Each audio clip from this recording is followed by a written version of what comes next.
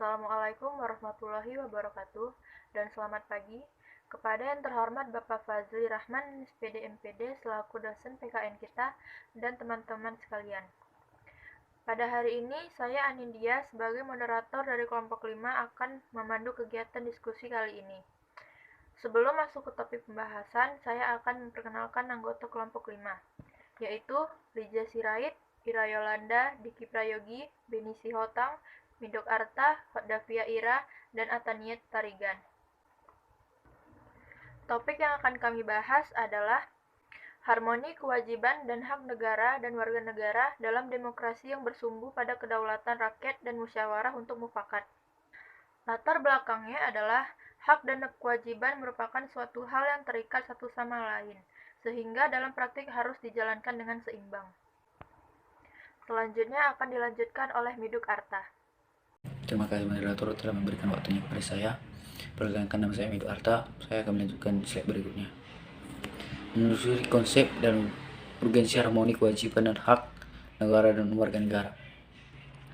Hak adalah kuasa untuk menerima atau melakukan sesuatu yang semestinya diterima atau dilakukan oleh pihak tertentu dan tidak dapat oleh pihak lain manapun, juga yang pada prinsipnya dapat dituntut secara paksa olehnya. Wajib adalah beban untuk memberikan sesuatu yang semestinya dibiarkan atau diberikan oleh pihak tertentu, tidak dapat pihak lain manapun yang pada prinsipnya dapat dituntut secara paksa oleh yang berkepentingan. Hak dan kewajiban merupakan sesuatu yang tidak dapat dipisahkan menurut teori korelasi yang dianut oleh pengikut utilitarisme. Ada hubungan timbal balik antara hak dan kewajiban menurut mereka. Setiap kewajiban seseorang berkaitan dengan hak orang lain, dan begitu pula sebaliknya. Mereka berpendapat bahwa kita baru dapat berbicara tentang hak dan arti sesungguhnya jika ada korelasi itu. Hak yang tidak ada kewajibannya yang sesungguhnya dengan tidak pantas disebut hak. Hak dan kewajiban warga negara dan Negara Kesatuan Republik Indonesia diatur dalam Undang-Undang Dasar Negara Republik Indonesia yang dimulai pada pasal 27 sampai pasal 34. Mengisi pasal tersebut terdapat hak asasi manusia dan kewajiban dasar manusia. Pengaturan akan hak dan kewajiban tersebut bersifat garis besar yang penjabarannya diungkapkan dalam suatu undang-undang. Baik, slide berikutnya akan dilanjutkan. Baik, akan saya lanjutkan. Alasan diperlukan harmoni kewajiban hak negara dan warga negara. Hak dan kewajiban warga negara dan hak asasi manusia menjadi amat penting untuk dikaji mendalam, mengingat negara kita sedang menumbuhkan kehidupan demokrasi. Di suatu pihak implementasi, hak dan kewajiban menjadi salah satu indikator keberhasilan tumbuhnya kehidupan demokrasi. Di lain pihak, hanya dalam suatu negara yang menjalankan sistem pemerintahan demokrasi, hak asasi manusia maupun hak dan kewajiban negara dapat terjamin. Pengaturan hak asasi manusia maupun hak dan kewajiban warga negara secara lebih operasional ke dalam berbagai peraturan perundang-undangan sangat bermanfaat. Pengaturan demikian itu akan menjadi acuan bagi penyelenggara negara agar terhindar dari tindakan sewenang-wenang ketika mengoptimalkan tugas kenegaraan. Sedangkan bagi masyarakat atau warga negara, hal itu merupakan pegangan atau pedoman dalam mengkualifikasikan hak-hak dengan penuh rasa tanggung jawab. Hak dan kewajiban merupakan sesuatu yang tidak dapat dipisahkan. Akan tetapi terjadi pertentangan karena hak dan kewajiban tidak seimbang. Setiap warga negara memiliki hak dan kewajiban untuk mendapatkan penghidupan yang layak. Tetapi dan kenyataannya banyak warga negara yang belum merasakan kesejahteraan dalam menjalani kehidupannya. Semua itu terjadi karena pemerintah dan para pejabat tinggi lebih mendahulukan hak daripada kewajiban. Padahal menjadi seorang pejabat itu tidak cukup hanya memiliki pangkat, akan tetapi mereka berkewajiban untuk memikirkan diri sendiri. Jika keadaan seperti ini, maka tidak ada keseimbangan antara hak dan kewajiban. Jika keseimbangan itu tidak ada, akan terjadi kesenjangan sosial yang berkepanjangan. Untuk mencapai keseimbangan antara hak dan kewajiban dengan cara mengetahui posisi kita sendiri. Sebagai warga negara, kita harus tahu dan kewajibannya. Seperti yang sudah tercantum dalam hukum dan aturan-aturan yang berlaku, jika hak dan kewajiban seimbang dan terpenuhi, maka kehidupan masyarakat akan aman sejahtera. Hak dan kewajiban di Indonesia ini tidak akan pernah seimbang apabila masyarakat tidak bergerak untuk perubahannya. Oleh karena itu, diperlukan harmoni kebijakan dan hak negara dan warga negara, agar terciptanya kehidupan bernegara yang harmonis dan berkesinambungan antara kepentingan rakyat dalam memenuhi hak dan kewajiban. Baiklah, sumber historis, sosiologis, politik tentang harmoni kewajiban dan hak warga negara Indonesia. Sumber historis. Secara historis, perjuangan menegakkan hak asasi manusia terjadi di dunia barat atau Eropa adalah John Locke, seorang filsuf Inggris pada abad ke-17, yang pertama kali merumuskan adanya hak alamiah atau natural right yang melekat pada setiap diri manusia, yaitu hak atas hidup, hak kebebasan, dan hak milik. Perkembangan selanjutnya tandai adanya 3 peristiwa penting dunia barat, yaitu yang pertama, Magna Carta atau pada tahun 1215, piagam perjanjian antara Raja John dari Inggris dengan para bangsawan. Isinya adalah pemberian jaminan beberapa hak oleh Raja kepada para bangsawan beserta keturunannya, seperti hak untuk tidak dipenjarakan tanpa adanya perusahaan pengadilan. Jaminan itu diberikan sebagai balasan atas bantuan biaya pemerintahan yang telah diberikan oleh para bangsawan. Sejak saat itu, jaminan hak tersebut berkembang dan menjadi bagian dari sistem konstitusi Inggris. Yang kedua, Revolusi Amerika atau pada tahun 1276. Perang kemerdekaan rakyat Amerika Serikat melawan penjajahan Inggris disebut Revolusi Amerika, Declaration of Independence atau Deklarasi Kemerdekaan. Amerika Serikat menjadi negara merdeka tanggal 4 Juli 1776 merupakan hasil dari revolusi ini. Yang ketiga, Revolusi Prancis atau pada tahun 1789. Revolusi Prancis adalah bentuk perlawanan rakyat Prancis kepada rakyat sendiri atau Louis XVI yang telah bertindak sewenang-wenang dan absolut. Declaration des Droits de l'Homme et du Citoyen atau pernyataan hak-hak manusia dan warga negara dihasilkan oleh Revolusi Prancis. Pernyataan ini memuat 3 hal: hak atas kebebasan atau liberty, kesamaan atau equality, dan persaudaraan atau fraternity. Baiklah, saya akan melanjutkan pemaparan dari materinya. Yang kedua, sumber sosiologis. Sumber terjadinya berbagai gejolak dalam masyarakat kita saat ini adalah akibat munculnya kebencian sosial budaya terselubung. Gejala ini muncul dan semakin menjadi-jadi pasca runtuhnya rezim Orde Baru. Ciri dari konflik yang terjadi di Indonesia bukan hanya bersifat terbuka, tetapi adanya konflik yang tersembunyi antara berbagai golongan. Konflik terselubung ini bersifat laten karena terdapat mekanisme sosialisasi kebencian yang berlangsung di hampir seluruh peranata sosial di masyarakat. Yang ketiga, sumber politik. Sumber politik yang mendasari dinamika kewajiban dan hak warga negara Indonesia adalah proses dari hasil perubahan UUD NRI 1945 yang terjadi pada era reformasi.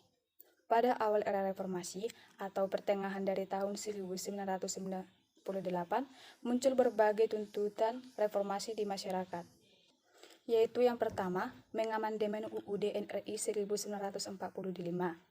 Yang kedua, penghapusan doktrin Dwi Fungsi Angkatan Bersenjata Republik Indonesia atau ABRI. Yang ketiga, menegakkan supremasi hukum, penghormatan hak asasi manusia atau HAM, pemberantasan korupsi, kolusi, dan nepotisme atau KKN. Keempat, melakukan desentralisasi dan hubungan yang adil antara pusat dan daerah. Kelima, otonomi daerah. Keenam, mewujudkan kebebasan pers. Ketujuh, mewujudkan kehidupan demokrasi. Adanya tuntutan tersebut didasarkan pada pandangan bahwa UUD NRI 1945 belum cukup memuat landasan bagi kehidupan yang demokratis, pemberdayaan rakyat, dan penghormatan HAM. Tuntutan perubahan UUD NRI 1945 merupakan suatu terobosan yang sangat besar.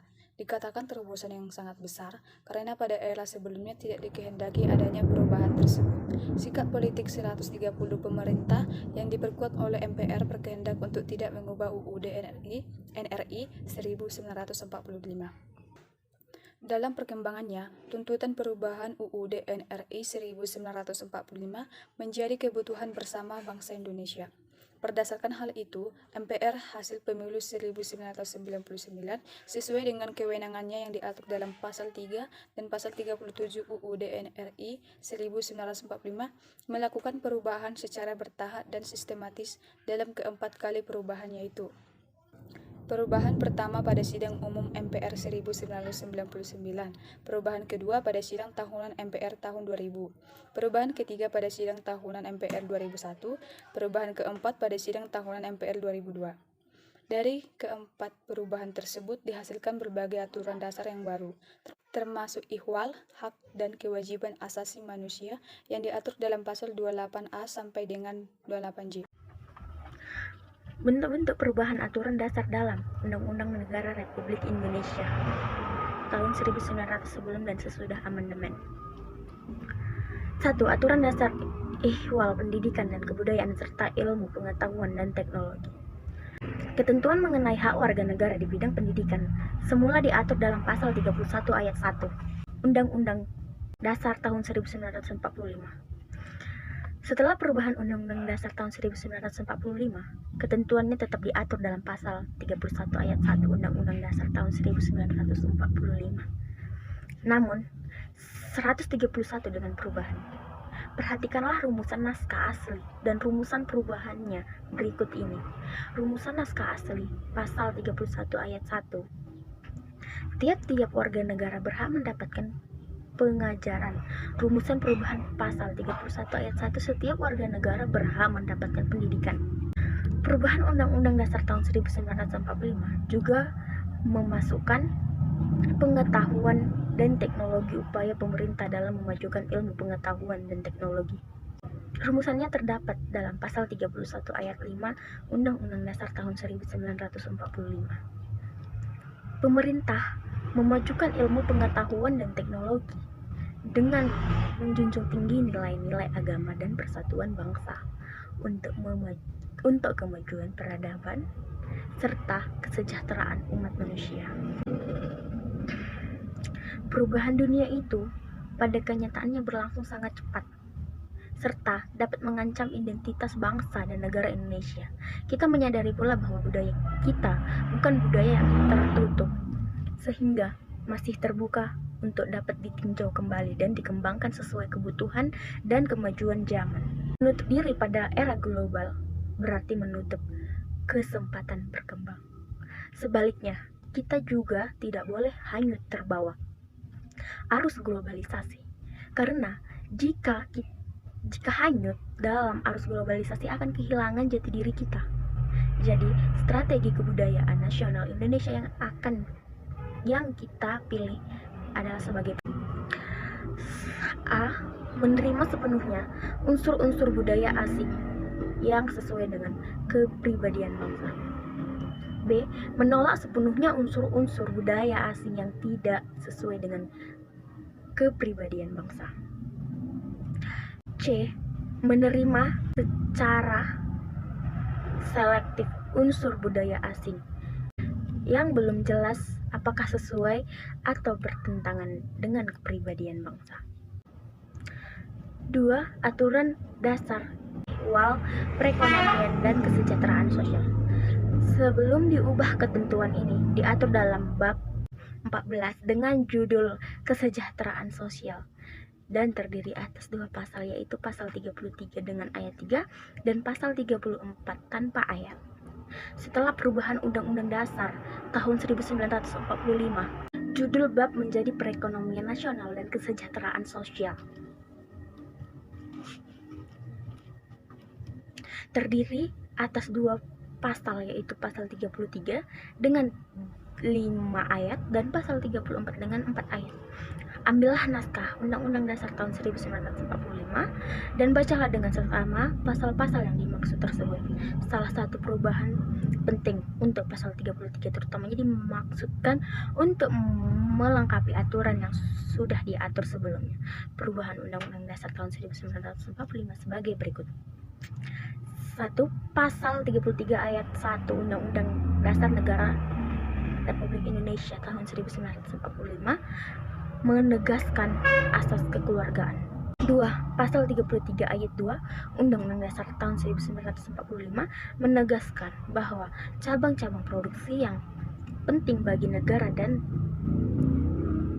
yang menguasai hajat hidup orang banyak harus dikuasai negara. 3. Pasal 33 ayat 3 Undang-Undang Dasar tahun 1945 menegaskan bahwa bumi dan air dan kekayaan alam yang terkandung di dalamnya harus dikuasai negara. Sebelum diubah pasal 34 Undang-Undang Dasar tahun 1945 ditetapkan tanpa ayat setelah dilakukan perubahan Undang-Undang Dasar tahun 1945, maka pasal 34 ayat 4 perubahan ini didasarkan pada kebutuhan meningkatkan jaminan konstitusional yang mengatur kewajiban negara di bidang kesejahteraan sosial. Adapun ketentuan mengenai kesejahteraan sosial yang jauh lebih lengkap dibandingkan dengan sebelumnya merupakan bagian dari upaya mewujudkan bangsa negara Indonesia sebagai negara kesejahteraan atau welfare state, sehingga rakyat dapat hidup sesuai dengan harkat dan martabat kemanusiaannya. Aturan Dasar Usaha Pertahanan dan Keamanan Negara. Semula ketentuan tentang pertahanan negara menggunakan konsep pembelaan terhadap negara, pasal 30 ayat 1 Undang-Undang NRI 1945. Namun, setelah perubahan UUD NRI 1945, konsep pembelaan negara dipindahkan menjadi pasal 27 ayat 3 dengan sedikit perubahan redaksional. Setelah perubahan UUD NRI tahun 1945, ketentuan mengenai hak dan kewajiban dalam usaha pertahanan dan keamanan negara, pasal 30 ayat 1 Undang-Undang NRI 1945 merupakan penerapan dari ketentuan pasal 27 ayat 3 UUD NRI 1945. Pasal 30 ayat 2 UUD NRI 1945 menegaskan sebagai berikut. Usaha pertahanan dan keamanan negara dilaksanakan melalui sistem pertahanan dan keamanan rakyat semesta oleh Tentara Nasional Indonesia dan Kepolisian Negara Republik Indonesia. Sebagai komponen utama dan rakyat sebagai kekuatan pendukung, dipilihnya sistem pertahanan dan keamanan rakyat semesta atau Sishan Kamrata, dilatar belakangi oleh pengalaman sejarah bangsa Indonesia sendiri. Dengan dasar pengalaman sejarah tersebut, maka sistem pertahanan dan keamanan rakyat semesta tersebut dimasukkan ke dalam ketentuan UUD NRI tahun 1945. Tahukah Anda apa yang dimaksud upaya tersebut? Jawabannya adalah untuk lebih mengukuhkan keberadaan sistem pertahanan dan keamanan rakyat semesta tersebut. Di samping itu juga, kedudukan rakyat dan TNI serta Kepolisian Negara Republik Indonesia atau Polri dalam usaha pertahanan dan keamanan negara makin dikukuhkan. Dalam hal ini, kedudukan rakyat adalah sebagai kekuatan pendukung, sedangkan TNI dan Polri sebagai kekuatan utama. Sistem ini menjadi salah satu ciri khas sistem pertahanan dan keamanan Indonesia yang bersifat semesta, yang melibatkan seluruh potensi rakyat warga negara, wilayah, sumber daya nasional secara aktif terpadu, terarah, dan berkelanjutan. Aturan Dasar Ihwal Hak dan Kewajiban Asasi Manusia. Penghormatan terhadap hak asasi manusia pasca amandemen UUD NRI 1945 mengalami dinamika yang luar biasa. Jika sebelumnya perihal hak dasar warga negara yang diatur dalam UUD NRI 1945 hanya berkutat pada pasal 27, 28, 29, 30, 31, 32, 33, dan 34, setelah amandemen keempat UUD NRI 1945, aturan dasar yang mengenai hal tersebut diatur tersendiri di bawah judul Hak Asasi Manusia atau HAM. Di samping mengatur perihal hak asasi manusia, diatur juga ihwal kewajiban asasi manusia. Terima kasih. Selanjutnya, esensi dan urgensi harmoni kewajiban dan hak negara dan warga negara. Undang-Undang NRI tahun 1945 tidak hanya memuat aturan dasar ihwal kewajiban dan hak negara, melainkan juga kewajiban dan hak warga negara. Esensi dan urgensi harmoni kewajiban dan hak negara dan warga negara dapat dipahami dengan menggunakan pendekatan kebutuhan warga negara yang meliputi yang pertama itu agama. Bangsa Indonesia dikenal sebagai bangsa yang religius. Kepercayaan bangsa kita kepada Tuhan Yang Maha Esa telah ada semenjak zaman prasejarah, sebelum datangnya pengaruh agama-agama besar ke tanah air kita. Karena itu, dalam perkembangannya, bangsa kita mudah menerima penyebaran agama-agama besar itu. Rakyat bangsa kita menganut berbagai agama berdasarkan kitab suci yang diyakininya. Undang-Undang Dasar merupakan dokumen hukum yang mewujudkan cita-cita bersama rakyat Indonesia. Dalam hal ini, cita-cita bersama untuk mewujudkan kehidupan beragama juga merupakan bagian yang diatur dalam Undang-Undang Dasar. Ketentuan mengenai agama diatur dalam Undang-Undang Dasar NRI 1945 Pasal 29. Yang kedua, pendidikan dan kebudayaan.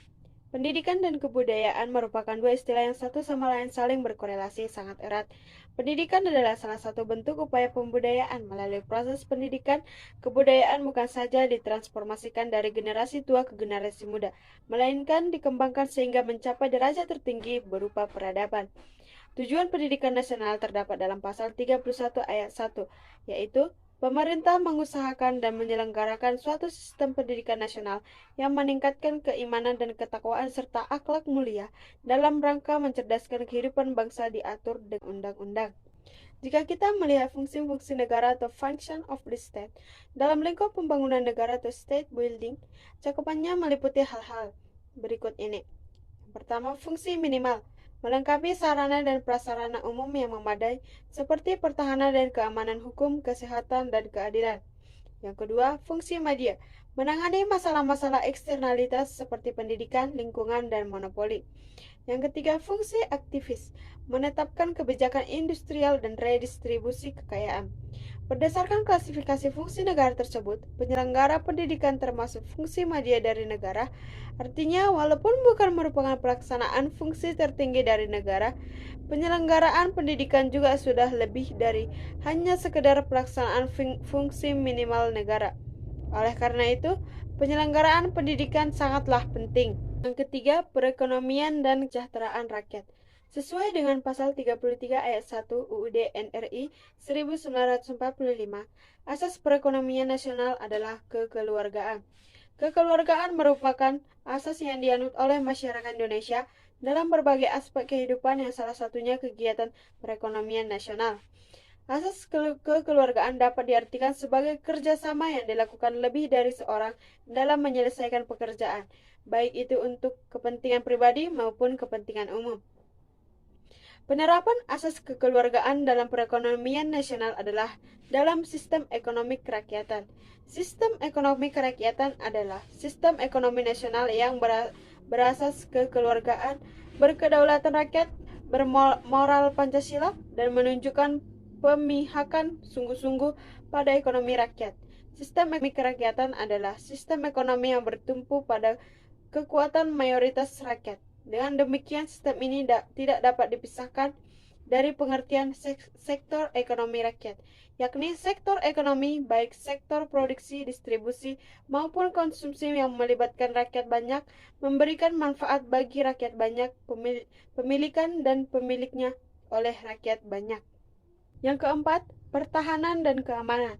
Berdasarkan urutan dasar ihwal pertahanan dan keamanan negara, Pasal 30 ayat 2 UUD NRI 1945, bahwa usaha pertahanan dan keamanan negara dilaksanakan melalui sistem pertahanan dan keamanan rakyat semesta atau Sishan Kamrata oleh Tentara Nasional Indonesia TNI dan Kepolisian Negara Republik Indonesia Polri sebagai komponen utama dari rakyat sebagai kekuatan pendukung. Dengan demikian, tampak bahwa komponen utama dalam Sishan Kamrata adalah TNI dan Polri.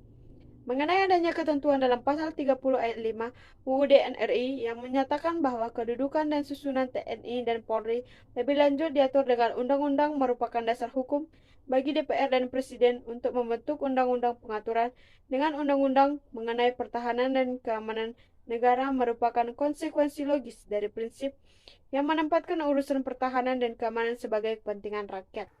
Kesimpulannya adalah hak dan kewajiban warga negara dan negara Indonesia diatur dalam Undang-Undang Dasar Negara Republik Indonesia tahun 1945 mulai pasal 27 sampai dengan 34.